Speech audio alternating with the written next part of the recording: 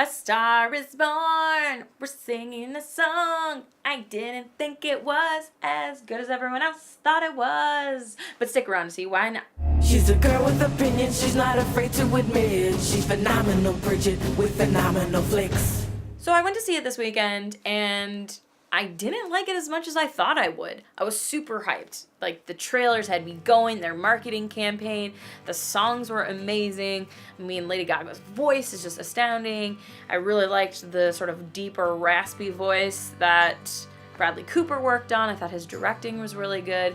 You know, the first half of the movie, like, I was on board for it. Like, the romance was sizzling, their chemistry is great. The difference between her sort of reserved going towards him and him immediately sort of being like all in on her, I felt was so well done. I thought the betrayal of him struggling with this alcoholism and drug addiction and like going further and further down, but trying not to, because now he met her and he really doesn't want to go further and further down, but he's still going further and further down because it is an addiction. I thought was really, really well done story-wise, and also just visually. I felt like, you know, I could feel that sort of impending doom coming, and I thought that Allie's character, you know, she could kind of see it coming too, but also liked him and also, you know, was into what he was offering, which was a chance at more. And he was super generous with her, calling her up to the front, letting her sing alone, things that a lot of people I don't think would be once they get to that level, because they want to keep that attention for themselves. There's going to be so many spoilers ahead. The movie really lost me because Allie gets a manager, which is not surprising because their songs they've been singing are going viral. She's writing songs for him. He's writing songs with her. You know, she has this astounding voice. She has great stage presence. So it's not surprising that someone comes and like scoops her up. I was okay with that. But what happened is he scoops her up and then he starts to change her look. And he changes, you know, what she sings. And he changes that she has now backup dancers. And at no point during this does Allie say either to us as the audience or to Jackson, I want this, I'm choosing this, I want this career, I want to be a pop star, I want to be famous, I want to win Grammys, I want all of these things.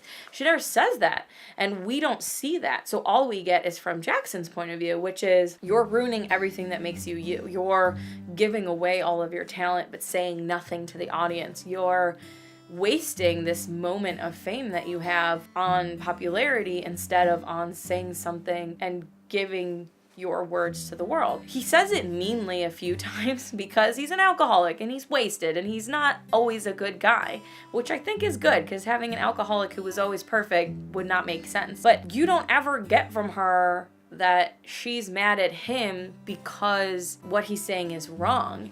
It feels more like she's mad because he's calling her out, or she's mad because of the way he says it. And that's really what I think the point could have been or should have been. The most glaringly obvious scene for me was the scene where she's about to go do SNL for the first time. And she's already changed her hair. She has the backup dancers and everything. And they take a moment and he takes her outside and there's a huge billboard of her face and they have this really sweet romantic moment. And he says, like, this is your time to get out there. This is your time to be you and to share with the world. And then she goes on SNL and she does some song that I don't even think was written by her and is about dancing and clubs and booties and whatever. And she's dancing with backup dancers and there's lots of lights and it's not the pure songwriter that we see in the first half of the movie. And he is visibly upset about it. I'm not saying that the spiral of him going further and further to his rock bottom is her fault, because it's not. Everyone should be responsible for themselves. But as the audience, visually, we're on Team Jackson. I'm on Team Jackson in terms of this. Like, she's wasting it. She's wasting all of this on sort of nothingness, because I don't know that this is what she wants. It seems like her manager is the one who's driving the train and that she's not driving the train of her own career, which I just didn't like, because it really took me out of being emotionally connected to her for the final act of the film. And if you're not emotionally connected to the person in the final act of the film, then when the resolution happens and when the big, in this case, heartbreak happens, you're not there with them, because you're kind of like, yeah, but like, you left me for the last third of this movie or quarter of this movie So like, why should I care about what you care about anymore? The one time she pushes back, she goes out and sings without her backup dancers and doesn't do the dance. And the manager yells at her and is like, if I send you with dancers, you do what I do. And she's a little shocked, but doesn't like push back against him. Doesn't say like, fuck you, bro. It's my career. She doesn't tell Jackson and say like, what do I do? How do I get out of this? There's nothing. I'm not gonna spoil the ending of this movie. I think the ending is kind of a like cop-out. And it felt very, okay, well, I guess I know what's going to happen now, but I don't think that should happen. That seems dumb.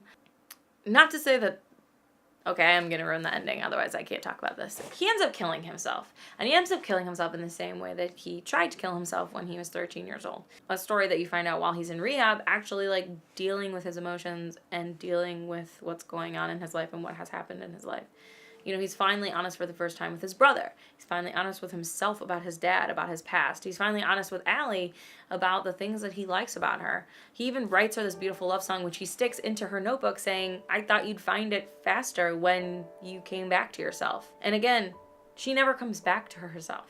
Maybe you could argue in the final when she's singing alone without backup dancers, the song he wrote for her, maybe you could argue that that's when she comes back to herself because her hair kind of looks brown again. So maybe that's it. It took his death.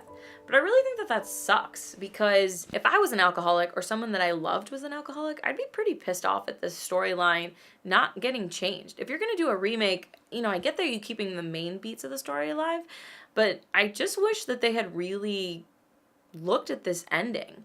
It doesn't really make sense that he doesn't just like break up with her or something and say like, look, I love you and I think that you're the best, but I want you to have everything you want, and what you want is clearly superstardom, and you can't have that and be married to me because I fucked it all up. And so you should go and be free and be that. And then her character would get the choice of like choosing that life or choosing, you know what, I don't care about superstardom. I want to be with you. I want to be your wife.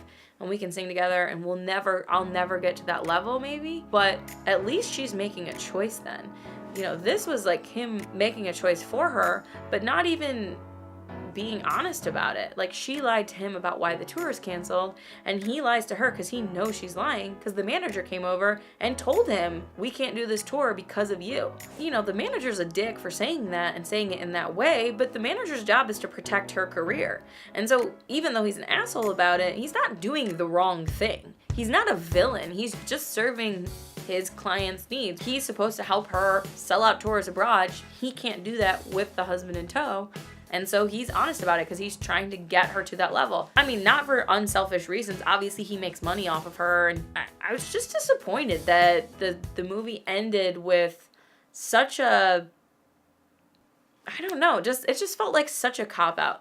Now, I have not seen the other versions of the movie, so I guess if I had seen them, I already would have known what was going to happen at the ending, and maybe I wouldn't have been as upset because I know the story. But yeah, the second half of the movie just did not work for me, and so I'm not gonna, no phenomenal flick for me. This is not a movie that I would want to rewatch. It's not a movie that I would highly recommend to other people. I mean, I'd recommend seeing it for the music, but that's not a movie. That's seeing it for the music. If you disagree, feel free. Let me know in the comments below. I love other opinions. If you agree, obviously, please tell me because I love people who agree with me. And my Phenoms, check out some of the other movies I've watched. Some of them are phenomenal and you should watch them, and they do bring you so much joy. Check you guys next week and have a good day.